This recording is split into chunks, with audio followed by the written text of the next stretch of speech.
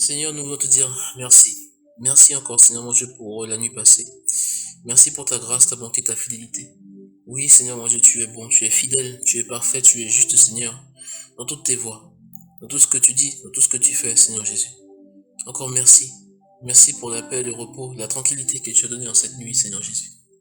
Merci encore pour la vie, encore ce matin, Seigneur mon Dieu. Merci parce que nous sommes en pleine forme, Seigneur, et c'est grâce à toi que nous avons encore la vie. Merci vraiment de ta patience, Seigneur mon Dieu, parce que oui, tu es patient. Tu es patient, tu es lent, vraiment à la colère, riche en bonté et en fidélité, Seigneur Jésus. Nous rendons toute la gloire pour qui tu es, surtout, Seigneur Jésus, et la gloire pour ce que tu fais. Seigneur, parce que tout ce que tu fais, Seigneur Jésus, est digne de gloire, de louange. Seigneur, nous voulons te louer, nous voulons t'adorer. Mon Dieu, pour qui tu es, pour tous tes bienfaits et tes bontés qui se renouvellent chaque matin, Seigneur.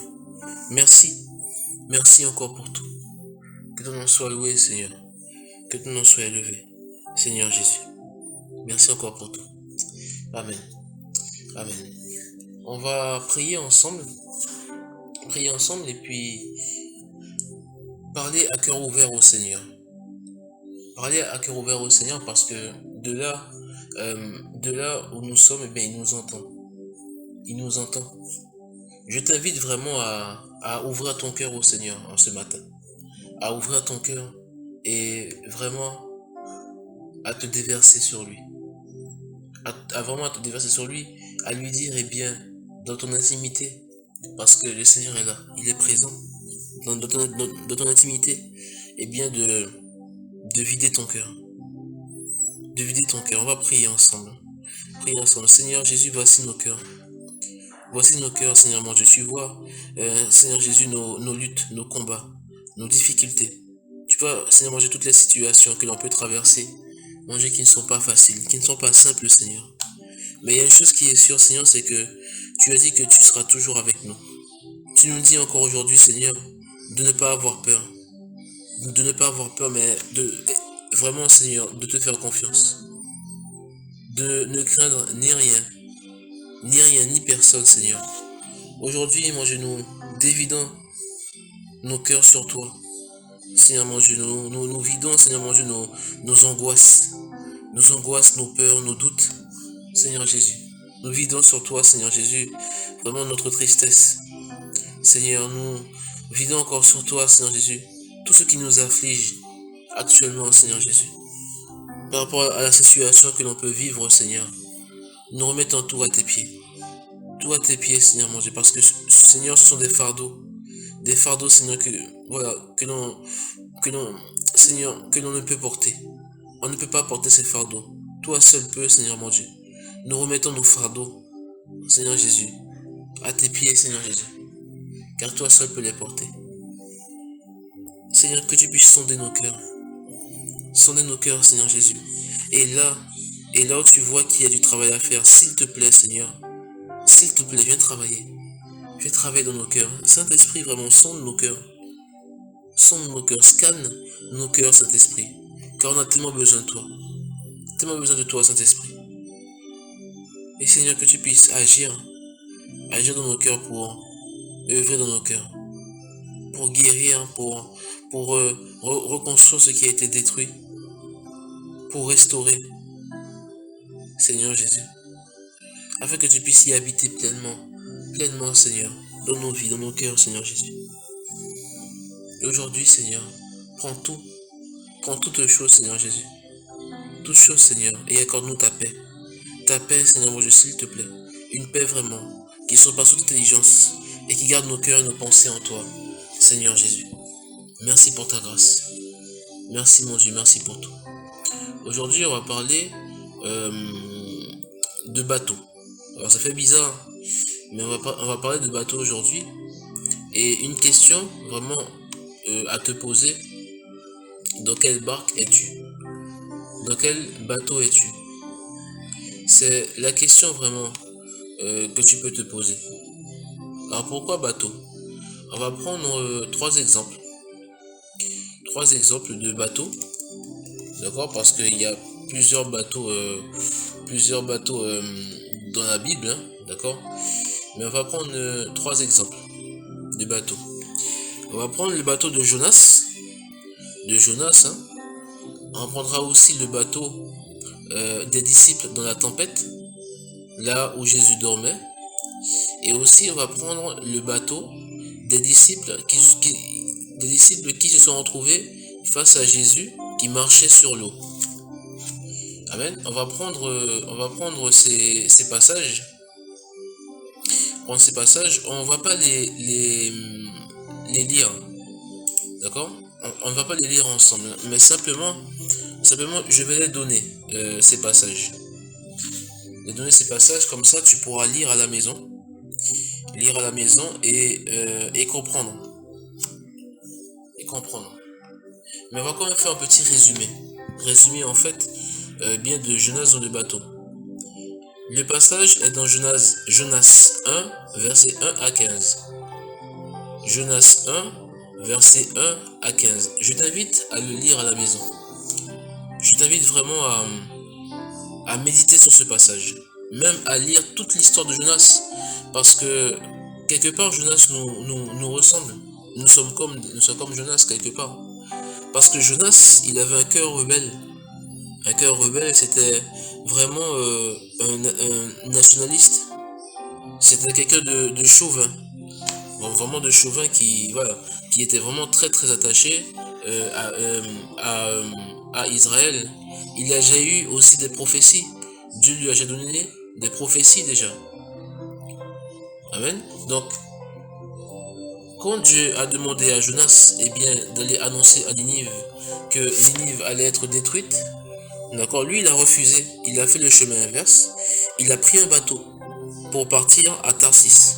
Ça veut dire il a essayé de fuir la présence de l'Éternel.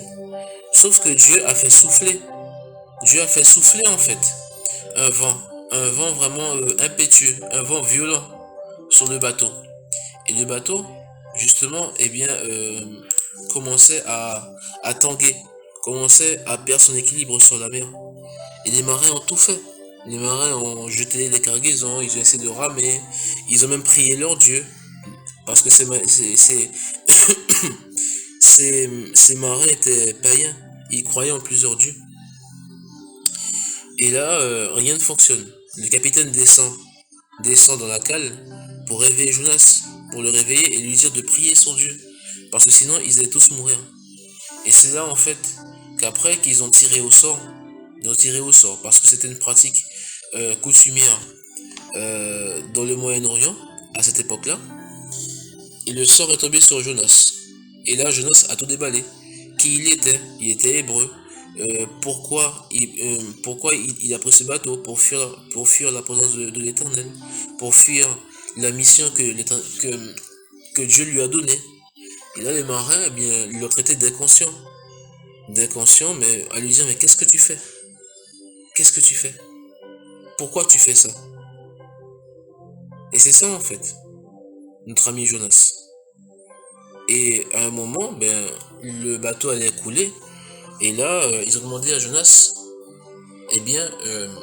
qu'est-ce qu'on fait? Vu que c'est à cause de toi que ça arrive. Là, Jonas dit, il faut me jeter par-dessus bord. Par-dessus bord, et puis la tempête va se calmer. Et les marins ne voulaient pas. Ils ont encore essayé de ramer. Essayé de jeter des boîtes à la mer pour alléger le bateau. Rien n'y fait. Et ces marins, ces personnes qui connaissent la mer, qui connaissent la tempête, ont prié Dieu, ont prié le vrai Dieu, le Dieu d'Israël. Ils ont prié l'Éternel, notre Dieu. Ils lui ont demandé sa miséricorde, son pardon pour ce qu'ils vont faire. Ils ont demandé à être lavés de ce sang innocent. Ils ont imploré la grâce de Dieu. Ils ont imploré la miséricorde de Dieu. Franchement, j'ai trouvé ça magnifique. Magnifique, parce que Dieu a touché ces marins. Dieu a pu toucher ces marins. Dieu a pu, visiter ces marins. Parce qu'une fois qu'ils l'ont jeté par-dessus bord, une fois qu'ils ont jeté Jonas par-dessus bord, la tempête s'est calmée. Et ces marins justement, ont fait un sacrifice à Dieu. Et ils se sont engagés en faisant des vœux. C'est vraiment magnifique. Magnifique, parce que ces marins avaient la crainte quand même, ont manifesté la crainte et la piété plus que Jonas. C'est ça qui est incroyable. Hein. C'est vraiment incroyable.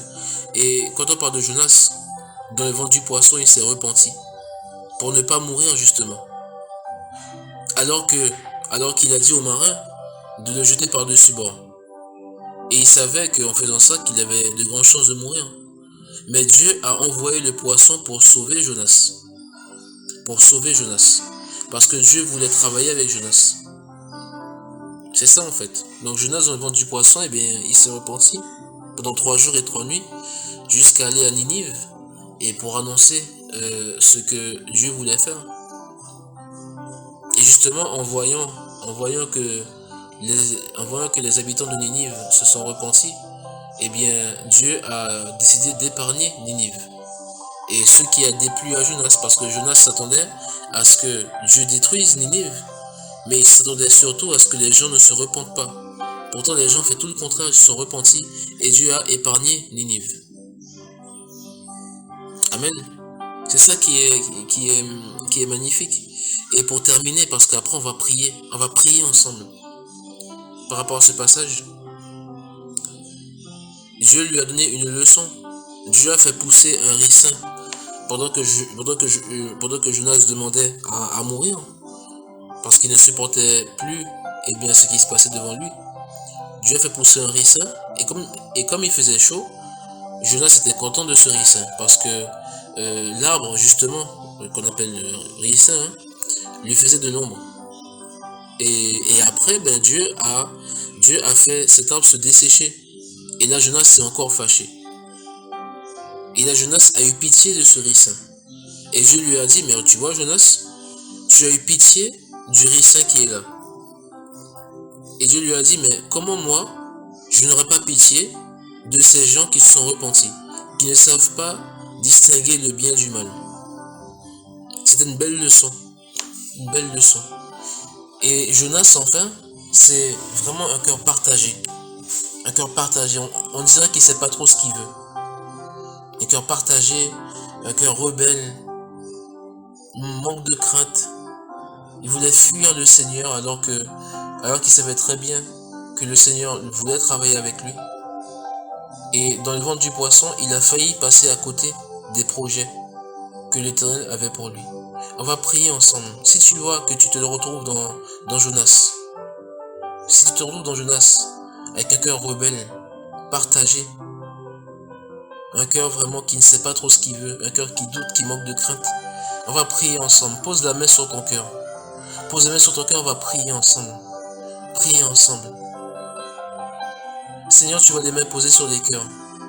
Tu vois ces mains vraiment en signe de reconnaissance et de foi, Seigneur mon Dieu. Nous te prions vraiment pour te demander, Seigneur, pardon. Pardon pour nos cœurs rebelles, pour nos cœurs, vraiment, Seigneur Jésus, nos cœurs nos cœurs, Seigneur, qui ne sont pas clairs. Pardon pour nos cœurs partagés. Pardon pour la rébellion, Seigneur mon Dieu, dans nos cœurs. Nous te prions de venir arracher ces racines de rébellion, vraiment ces racines d'impiété. De travailler dans nos cœurs, Seigneur mon Dieu, de briser vraiment ce qui a brisé, Seigneur. Et d'agir pleinement dans nos vies, dans nos cœurs, Seigneur Jésus. Afin justement, Seigneur, de ne pas faire comme Jonas, d'essayer de fuir ta présence, de ne pas aller dans ta présence, de ne pas obéir, Seigneur mon Dieu, à ta parole. Donne-nous vraiment d'éviter de faire comme Jonas, et que chaque jour, Seigneur, que l'on puisse bénéficier de ta présence, en allant dans ta présence. Écoutez ce que tu veux nous dire, Seigneur Jésus. Seigneur, merci. Merci pour tout. Merci pour le travail que tu vas faire dans nos cœurs. Merci vraiment, Seigneur. Que ton nom soit loué, Seigneur. Que ton nom soit élevé. Merci, Seigneur. Merci, Jésus. Tu es bon, Seigneur Jésus. Amen. L'autre passage, justement, des disciples, dans la tempête, pendant que Jésus dormait, dans Marc 4, versets 35 à 41, tu pourras aussi le lire à la maison. On va juste résumer rapidement. Dans Marc 4, verset 35 à 41. Qu'est-ce qui se passe ici? Eh bien, Jésus a eu la révélation d'aller de l'autre côté de la mer de Galilée, dans un endroit qu'on appelle Gadara. Parce qu'il y avait là-bas le possédé de Gadara. Vous savez, l'homme qui avait une légion de démons en lui. Et là, il y a une grosse tempête qui se lève, et les disciples, dont certains sont des marins confirmés, hein, comme Pierre et Jacques, n'y arrivent pas. La tempête, elle est très violente, et là, eh bien, ils ont peur, ils paniquent, parce que cette tempête n'était pas normale. Et là, ils réveillent Jésus en panique, en sursaut. Et puis Jésus qui s'est réveillé a menacé le vent et la tempête. Il a menacé le vent et la tempête, ça c'est très important. Et là, Jésus leur dit, mais pourquoi vous n'avez pas de foi? Pourquoi avez-vous peur? Je suis avec vous, vous n'allez pas mourir. Si je suis avec vous, rien ne va vous arriver. C'est ça que le Seigneur leur a dit. Mais je suis avec vous dans le bateau. Qu'est-ce qui peut vous arriver? Une petite tempête comme ça? Alors que vous avez... alors qu'ils ont vu Jésus guérir des malades, ressusciter des morts, ils ont vu Jésus faire plein de choses. Et malgré ça, ils ont douté. Je crois que nous aussi, on aura douté. Nous aussi, on aura douté. On aurait manqué de foi, on aurait paniqué aussi. On ne peut pas juger les disciples. Hein. Et pourtant, cette tempête était surnaturelle. Jésus a discerné que cette tempête était d'origine surnaturelle. C'est pour ça qu'il a menacé le vent et la mer. Comme il a menacé, justement, des esprits méchants. Silence, tais-toi! Jésus les a menacés et a parlé sévèrement avec autorité. Parce que cette tempête était surnaturelle. Quelles sont les tempêtes que tu traverses actuellement? Quels sont les soucis que tu traverses actuellement? Tu vois que ta situation a changé, les circonstances changent et que tu ne comprends pas. Peut-être qu'il y a des choses qui se répètent, des situations difficiles qui se répètent, la souffrance, l'angoisse, le doute qui se répètent. On a prié tout à l'heure là par rapport à ça. Peut-être même que tu traverses quelque chose de tellement difficile que tu fais comme les disciples, que tu n'y arrives pas. Tu essayes de faire par tes propres forces et tu n'y arrives pas. Et pourtant Jésus, il est là, il est calme dans ton bateau. Dans le bateau, Jésus est là, il est calme. Parce qu'il a dit qu'il est là avec toi. Si maintenant tu te reconnais dans ses disciples, on va prier ensemble. Prier contre la peur. Prier contre le doute. Prier justement que Jésus puisse menacer et parler sévèrement à nos tempêtes, dans nos vies, à nos difficultés. Parce que Jésus est la solution. Jésus est la solution. Laisse-le calmer la tempête ou les tempêtes que tu traverses actuellement. Laisse-le agir pleinement. On va prier ensemble. Seigneur, tu vois nos vies, tu vois nos cœurs. Seigneur, tu vois nos différentes tempêtes que nous traversons actuellement. Tu vois à quel point c'est difficile. Et tellement souvent, Seigneur Jésus, nous avons peur. On panique. On panique, Seigneur Jésus. Nous paniquons. Et nous essayons de trouver, de chercher, de trouver des solutions par nous-mêmes. Et tu vois qu'on n'y arrive pas, Seigneur Jésus. Dans toute cette tempête, c'est vraiment, Seigneur mon Dieu, ces situations difficiles que nous traversons. Nos angoisses, nos peurs, nos incompréhensions. Seigneur, te prions de venir. Nous t'invitons, Seigneur mon Dieu. Nous t'invitons dans notre barque. Que tu puisses agir, Seigneur mon Dieu, parce que toi seul es la solution à nos tempêtes. Toi seul es la solution. Toi seul peux agir avec force et puissance. Seigneur Jésus, pour calmer nos tempêtes. Pour anéantir nos tempêtes. Anéantir nos peurs, nos doutes, nos angoisses. Anéantir nos situations. Tellement pesantes, tellement difficiles, Seigneur. S'il te plaît, viens. Accorde-nous ta paix vraiment. Que tu puisses détruire la peur en nous. Détruire la peur, le doute en nous. Et nous accorder ta paix. Et une foi encore plus grande au travers de ces épreuves. Car nous croyons, Seigneur, que nous sommes plus que vainqueurs. Plus que vainqueurs parce que tu nous as aimés. Car tu nous as aimés. Seigneur, merci. Merci pour tout. Merci Jésus. Merci mon Dieu. Amen. Et la dernière barque, la toute dernière barque concerne justement les disciples. Les disciples encore en mer. Et Jésus vient vers eux, en train de marcher sur l'eau. Ça ferait bizarre, hein? Vous imaginez être sur l'eau la nuit, déjà il faisait nuit, et vous voyez une personne marcher sur l'eau et venir vers votre bateau, ou votre pirogue, ou voilà. Ça ferait bizarre, hein? Nous, bon moi personnellement, je pense que j'aurais plongé dans l'eau ou j'aurais ramé, j'aurais ramé. Mais là, on voit que dans ce passage, dans Matthieu 14, versets 22 à 32, Matthieu 14, verset 22 à 32, justement, on voit qu'il commençait à avoir du vent et des vagues. Ça ferait bizarre, hein? Et là, ben, les disciples sont là et ils commencent à paniquer parce qu'ils pensent que la personne qui arrive vers eux est un fantôme. Et là, Jésus leur dit, mais n'ayez pas peur, rassurez-vous, c'est moi. Aujourd'hui encore, le Seigneur nous parle. Rassurez-vous, que l'on puisse se rassurer. C'est moi, n'aie pas peur. Toi qui es là, qui nous écoute, le Seigneur nous dit de ne pas avoir peur, de se rassurer, parce que c'est lui. Il est le Seigneur.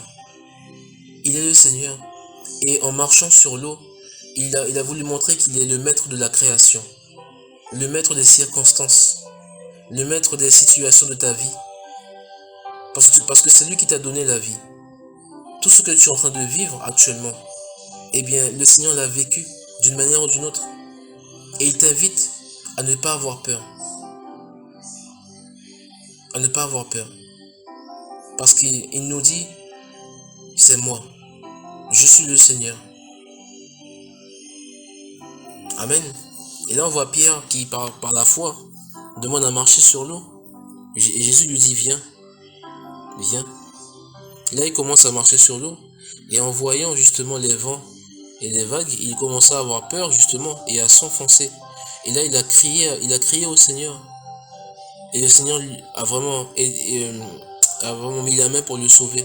Le saisir par la main pour le sauver et le retirer de l'eau. Et là, par contre, le Seigneur lui dit, mais homme de peu de foi, pourquoi as-tu douté? Le Seigneur nous parle encore aujourd'hui. Pourquoi tu doutes encore? Sans jugement.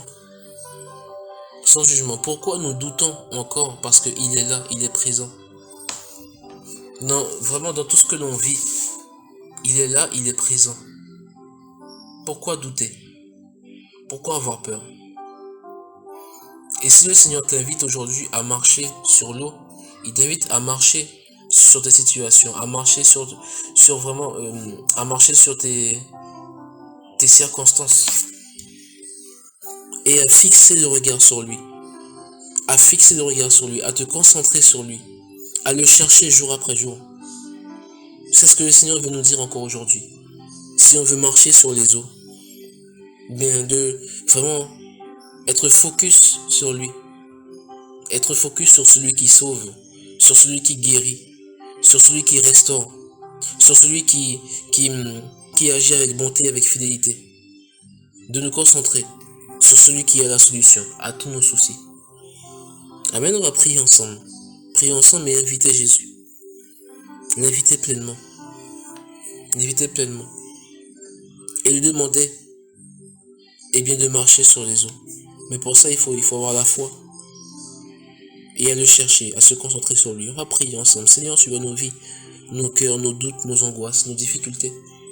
Trop souvent, Seigneur, trop souvent, Seigneur, nous paniquons. Nous paniquons parce que les circonstances de nos vies, les situations de nos vies changent tellement que parfois, Seigneur, et trop souvent, nous paniquons. Nous paniquons, Seigneur, alors que tu nous invites à marcher vraiment et sur ces situations, Seigneur. Nous t'invitons, Seigneur mon Dieu. Nous t'invitons pleinement et nous voulons aller vers toi.